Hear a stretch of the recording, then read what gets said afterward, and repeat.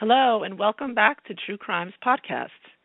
Today I have a very interesting show, and my guest is John Collins from the Forensics Foundation Group, forensicfoundations.com or crimelab.report.com.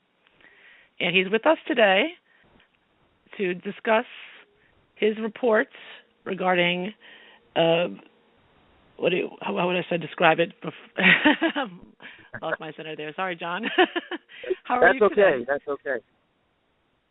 No, Crime Lab Report is a publication that really serves the forensic science community, and we do a lot of media and industry analysis of various issues affecting the forensic sciences. And one of those issues is the overturning of previous convictions and the use of forensic science in those cases, either during the original trial or during the post-conviction litigation. So we've been involved in reporting on erroneous convictions, how they occur, and what they mean for many years.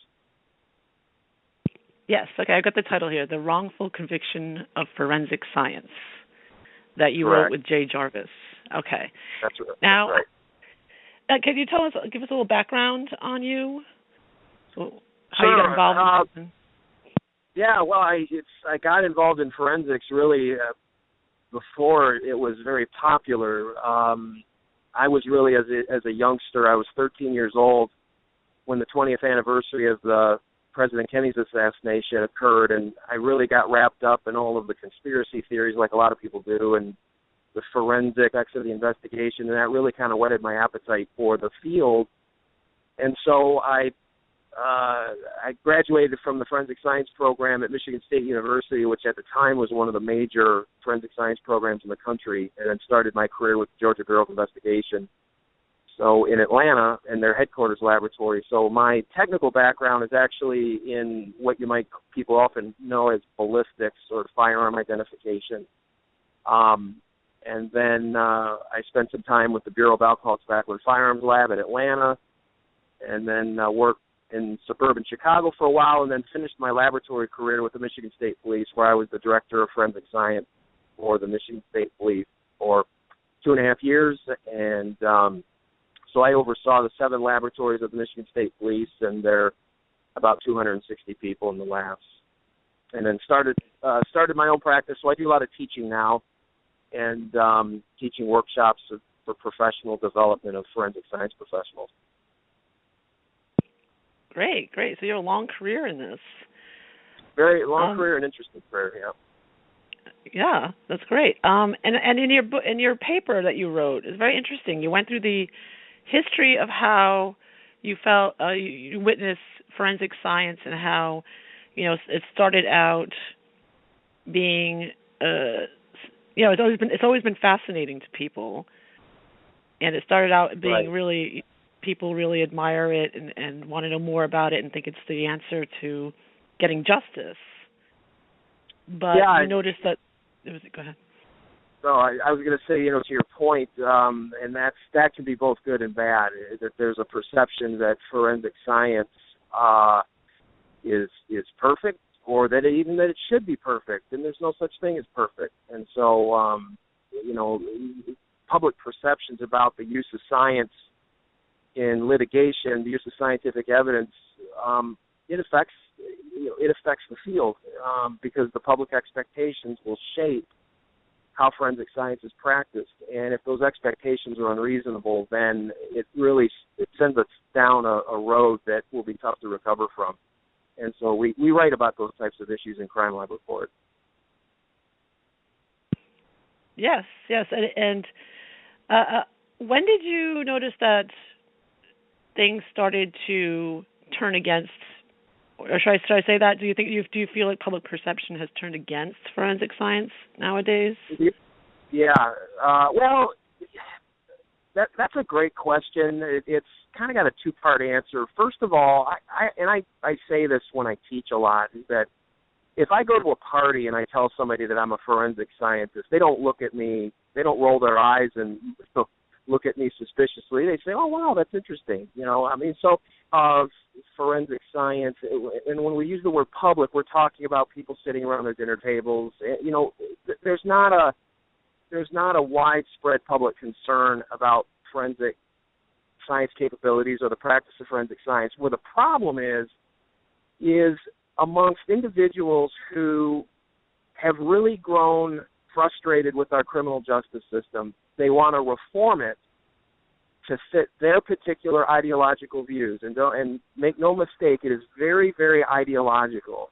And so forensic science, to the extent that it tends to inflate public confidence in the reliability of our criminal justice system, they don't. If their goal is to reform criminal justice system, they don't want public confidence, and so they will do whatever they can to make sure that public confidence in the criminal justice system is as low as possible, and that's where the bias and the conflict of interest comes in. And so as far as what many journalists write about forensic science and what attorneys that are very outspoken and innocence activists that are trying to overturn convictions, these individuals have an end game in mind, and that is complete reform of our criminal justice system. So forensic science is a problem for them. And that's not to say that forensic science is perfect. We have issues that we're working out, but it's part of the overall evolution of the field. And I think, and I'm very confident in saying that our criminal justice system is much, much better because of forensic science, not worse. And that's really, I think, the message that probably we as forensic science professionals need to get out more. And how about these? But at the same time, though, certain like innocence groups that you mentioned, they tend to try to discredit the forensic science. Yes, and they're, you know, first of all, one thing that I want to say, be real clear about, is that many of these innocence advocates, or what are called post-conviction litigators or post-conviction advocates, they do a lot of great work out there, and they represent individuals that really have a strong, compelling case of innocence. So I don't want to portray them as you know, problematic or corrupt across the their efforts in many cases, their efforts to disparage the profession of forensic science or disparage individuals that work in the forensic sciences is part of a campaign. And I wish that they would admit it, but they don't. And the reality is, as I said before, they are trying to reform the criminal justice system to meet their expectations. And there may be a lot of validity to that, and I respect that. But what I don't respect as a forensic science professional is I don't respect the intentional misleading of the public about something as important as scientific evidence for the purpose of satisfying a campaign. And that, in my opinion, is what's happening too often. Right, because it's sort of a fine line. It's like you want to free innocent people, but at the same time you don't want them using the same arguments to try to free someone who may not be innocent. Right. Well, and you know, and you could exactly, and you actually have another conflict of interest that I think is pretty significant, and that is that ever since the O.J. Simpson trial and when the innocence movement, as they say, got off the ground, it became in vogue, and so there are, I really don't know what the number is, if it's you know, definitely scores, if not hundreds, of innocence clinics around the country that they try to raise funds to keep themselves in business, and they need to justify themselves. And innocence clinics aren't going to stay in business if they're not getting exoneration. And what we've seen, and maybe this parlays into another part of the discussion, is that, you know, what we have, Jay Jarvis, my colleague, and I have seen in some of the research that we've done on some fairly high-profile exonerations, is that there are some pretty shady tactics that are being employed by some of these innocence activists to secure exonerations, and it is really, really troubling. And in some cases, it costs the public millions of dollars in reparations. That if they come from what we might call an unjustified exoneration, that's a lot of losses, a lot of damage done to the public through some of these tactics. And we're still studying it, but it's the love affair that some have with the Innocence movement is going to be coming to an end in the next few years, and maybe we can start to get to a more logical, reasonable discussion about our criminal justice system and overturn convictions as opposed to an ideological one.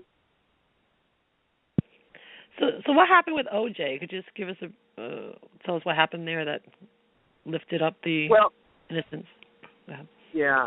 O.J. Simpson was really, that was an anomaly. That was a major international spectacle occurring in one of the world's largest cities, Los Angeles, that was heavily reliant upon a very new and emerging forensic technology, that being DNA evidence. And back then, investigators and attorneys and even forensic science professionals themselves didn't fully understand the nuances of DNA evidence and what it meant and so forth.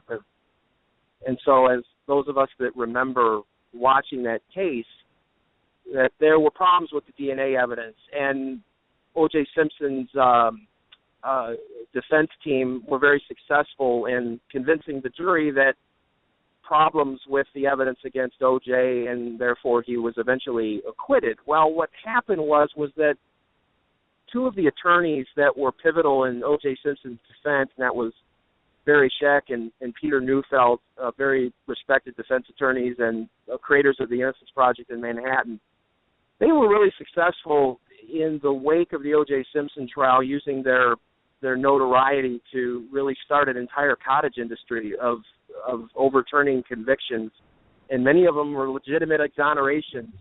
And so I really kind of look to the O.J. Simpson trial as the beginning of the birth of the Innocence movement, and it's really been chugging along, without slowing down up until now. So now why do you think, okay, so that it took off then and it's been strong, and a lot of innocence programs have been coming up around the country, and they, like you said, they usually are associated with universities? Yeah, the ones that I'm familiar with, they're affiliated with law schools, and in some cases they're affiliated with journalism schools, which is another problem in and of itself. And I think even within the Innocence movement, they've recently started to not encourage innocence clinics to be affiliated with journalism schools because of the conflict of interest. But they're typically affiliated with law schools, and what they do is they provide a great clinical environment for law students to study cases and then potentially even get involved in cases where they feel that there's a real strong possibility that the individual that has filed a claim of a wrongful conviction may actually be innocent. And so they begin the process of conducting investigations, and in many cases they are successful in convincing authorities that there's an innocent person in prison and they're released. And is there any oversight on this, and who funds these programs? No, there is absolutely no oversight. And it's interesting because post-conviction litigation, which is if you were to give it a name, that's actually what we're talking about. Post-conviction litigation is really the field of endeavor that is involved with overturning previous convictions, is that it exists in a really strange gray area in the law where it bounces back and forth. So if you, for example, have an attorney that is a post-conviction litigator and is investigating a claim of innocence, there's this really strange bouncing between the practice of law and the practice of social activism. And so in terms of the law profession, the various, for example, the American Bar Association, which is supposed to be the premier defender of legal practice, well, if you're talking about the practice of law, then yes, they have standing in those issues. But if you're talking about social activism, they really don't. And so these activists that work towards the exoneration of prisoners or previously convicted defendants, there's no oversight in the social activism side of things, mainly because of freedom of speech and a lot of constitutional issues that are very complicated. But there are no standards for these cases. These investigators that go and they interview witnesses that testified, for example, 20 years ago, they can be remarkably effective at, in the worst case scenarios, bullying people into recanting their testimony or confessing to crimes that they never committed, just for the purpose of getting somebody exonerated and getting them out of prison. And it's really disturbing, and I think it's a public safety problem. And nobody is really looking at it very seriously except for those of us involved with Crime Lab Report. But I think that this is an issue that needs to get into the mainstream press and needs to be scrutinized because it is a real serious problem, and our entire criminal justice system stands to be reformed based upon some of these tactics. And that should be really troubling to anyone that's worried about public safety. Right, because they have the clout of being lawyers, right? They're normally lawyers who are, right, and they're used to be social activists for certain people, so that has a lot of, right, clout. Now, how are they normally funded? Do you know? Is the government is they're funding this, or is it all private? Well, I think it probably depends. I don't entirely know the answer to that, but what I do know is that it really varies. It depends on the clinic, its location. I suspect, at least to the best of my knowledge, some of these clinics are funded by the actual schools because they're providing a really interesting educational environment for the students. So it's part of a curriculum, and it's a great learning experience for these students. And there's no doubt about that, what a great experience these Innocence clinics can be for law students. In the case of, for example, at the higher end, the flagship Innocence Project in Manhattan, they do a lot of fundraising. They are so well known and so popular that their funds get into the millions and millions of dollars, and even their co-directors also have a private legal practice on the side, where in some cases they're representing these individuals that they got out of prison in the cases where they're trying to sue for reparations, and so you're talking more millions of dollars. And so this is a big business, this Innocence movement, and the funds are coming from a lot of different sources. So you really kind of have to look at their financials to really see where it's coming from. And in your paper, you gave examples, or in your talk, about some of people that were exonerated that maybe were not innocent, that went on to commit other crimes. Right. Yeah, and it's tough to say, really, and I'll be the first to admit, it's difficult to say how prolific these examples are, but they're troublesome enough. And there's clearly tactics being used by some of these innocence activists to provide enough concern that we should be looking at these to say, gosh, of all of these exonerations that have taken place, let's say over the last 15 to 20 years, if we really looked at these and what might we find in terms of the number of truly guilty defendants that were exonerated for whatever reason.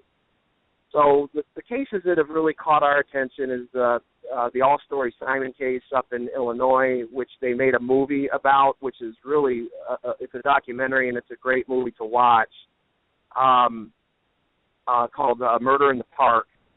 And the other case that we're really interested in is the Gregory Taylor exoneration in North Carolina. Taylor is the case that the media have not really looked at yet through a critical prism.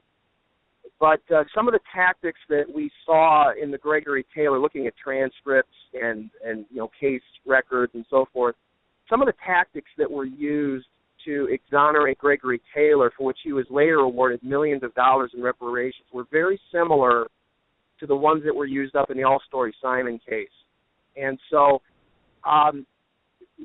those are the two that have given us the most interest. There's a couple others that we are just in the very early phases of looking at, but we're also trying to get some resources to help us fund our investigation because it's very time-consuming.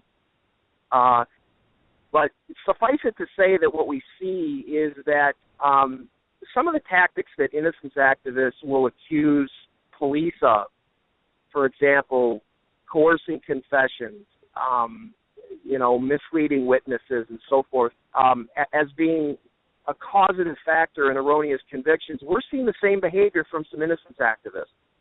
And that's really a shame because I think what these innocence activists could do is serve as a better example for how to work with witnesses and suspects and so forth in a more responsible fashion. But in many cases, we're seeing some pretty shady tactics used.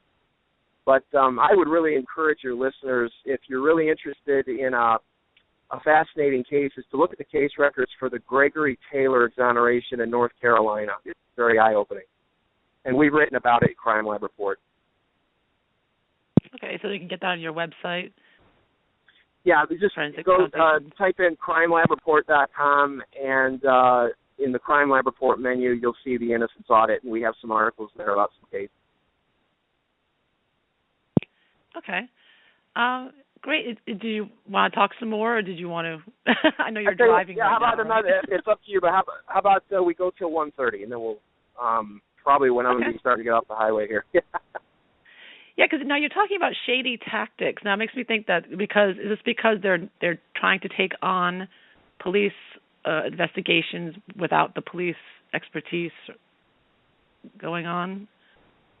Well, it's when we talk about shady tactics, and I'm glad you asked that question because I think what we're really talking about are it's investigative methods that are being motivated by an overwhelming desire to secure an exoneration without enough attention being paid to whether or not that's the right thing to do and whether or not it's really justified.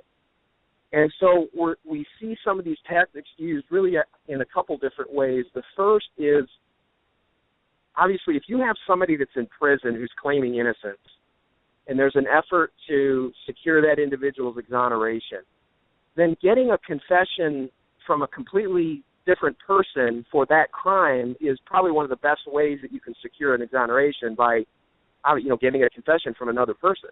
So that would be strategy number one in the innocence. Strategy number two is to get witnesses from the original trial who gave incriminating statements or incriminating testimony, to get those witnesses to recant their original testimony. So it could be 20 years later, you have a couple individuals that testified against a defendant who was later convicted, and then you get some innocence activists that descend on this individual 15, 20 years later and start to get that individual to believe that, gosh, maybe I did give bad testimony, and in some cases bully them into admitting that their original testimony was fraudulent, and then sign some type of an affidavit or sworn statement that, yes, I'm recanting my testimony because it was erroneous.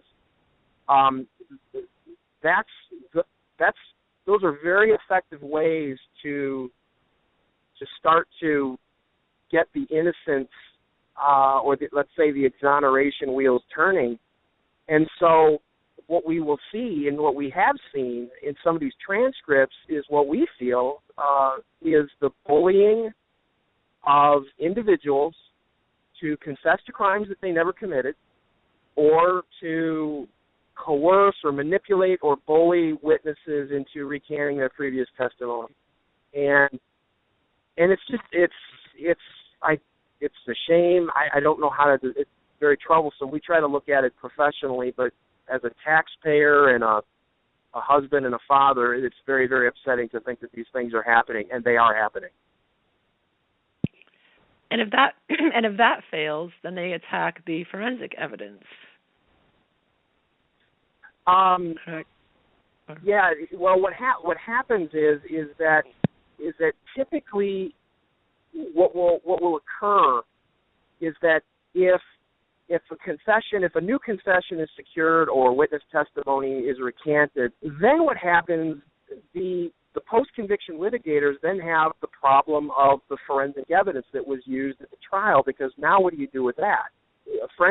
Scientific evidence doesn't recant itself. It stands on its own. So what these activists will do then is they will start their own campaign, and they usually are successful in getting sympathetic journalists to write their stories for them, talking about, oh my goodness, that this scientist testified in the original trial and they were using an invalid scientific method, or whatever it may be. And so what happens is it's the big lie theory, that if you tell a lie often enough, that people will start to believe it. And so what happened, for example, in North Carolina with Gregory Taylor, is that as the exoneration wheels got turning for Gregory Taylor, they turned it towards the forensic evidence and started to vilify the employees at the state forensic science center, the SBI, State Bureau of Investigation Crime Laboratory, and it really becomes painful. And so what ends up happening, maybe to kind of distill it down into the simplest form, is that what happens is that these activists involved in post-conviction litigation will basically try to create chaos. They want to create chaos. They want to create fog so nothing seems clear anymore, and then the authorities are left with nothing but to say, my goodness, we're just going to let this, it's an exoneration, we're going to let him go. And creating this fog often requires the discrediting of forensic evidence. And so I think that's how the two are, as you asked the question, that's how the two are correlated with each other. Mm-hmm. Interesting, yeah. And when they're disputing it as well, they hired their own experts usually, correct? Yes, they will. But they will hire their own experts, and I know that many of these innocence projects will use reputable DNA experts. DNA is really the big one for the innocence movement, using DNA to try to show proof of innocence, and they use reputable DNA experts that are qualified and credentialed, and I don't really have a problem with that. But what happens is that DNA, and this is really important for your listeners to know, and everybody to know, is that DNA and every other kind of forensic evidence has never exonerated anyone, and it has never convicted anyone. What happens is that the information that is produced by scientists, forensic scientists, forensic examiners, that information then has to be used by the trial attorneys, the prosecutors, or the defenders to make their case. So what often happens is that once the evidence gets in the hands of the attorneys, that's when things can start to go south. And so even with using reputable forensic science experts in these cases, those scientists don't have control over how the attorneys use it in court and even before trial. And so I think that there needs to be some standards of practice for the use of scientific evidence in post-conviction litigation so that it's not intentionally, misused. Okay. Yeah, it's all very interesting. There's so much to know, and there's so much going on. And like you said, when they get reparations for millions of dollars, those are millions of tax dollars. So this is costing everyone. It's costing everyone. And look, I think we would all agree that if somebody truly was innocent and went to prison, that there needs to be some type of relief for that individual. But if you have a situation where you have an overzealous post-conviction litigator or innocence activist that is just hell-bent on getting somebody exonerated, whether to make a name for themselves or to justify the existence of their clinic, whatever it may be, it can end up costing us taxpayers millions of dollars for no reason. And that's why we need to be taking it seriously And we also have to recognize that the most vocal activists out there are the ones that are trying to make major changes to our criminal justice system. And that's something that we need to take seriously. So the conversation has to get out of the ideological realm, and it has to be brought into more thoughtful, professional conversation about what kind of criminal justice system we want, how we can make it more reliable, and try to put all of this information and all these different factors affecting convictions, put them in the proper context and proportion, because if we don't, we're going to do way more damage to our criminal justice system than we have now, and it's going to end up being worse, not better.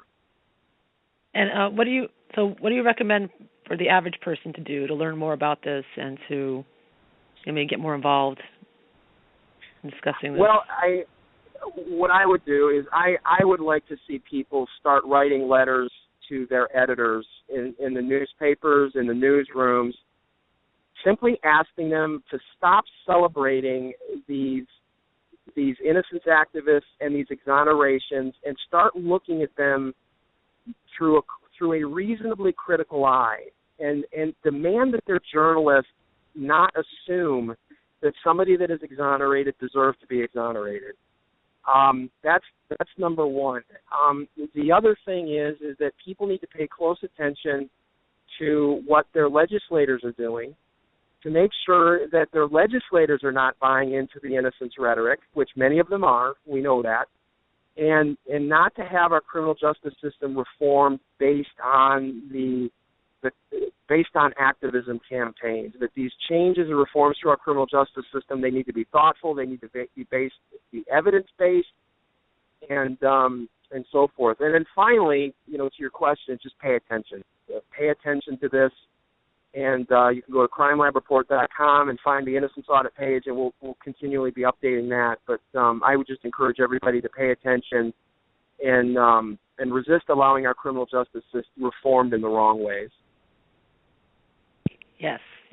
Well, thank you so much. So everybody can go to crimelabReport.com or forensicsfoundations.com. That's right, yes. And there's a lot of information there, and I really appreciate you having me on. I enjoyed it. Yes, thank you. John Collins, thank you so much for being on True Crimes Podcast. Thank you. Okay, take care. Bye-bye.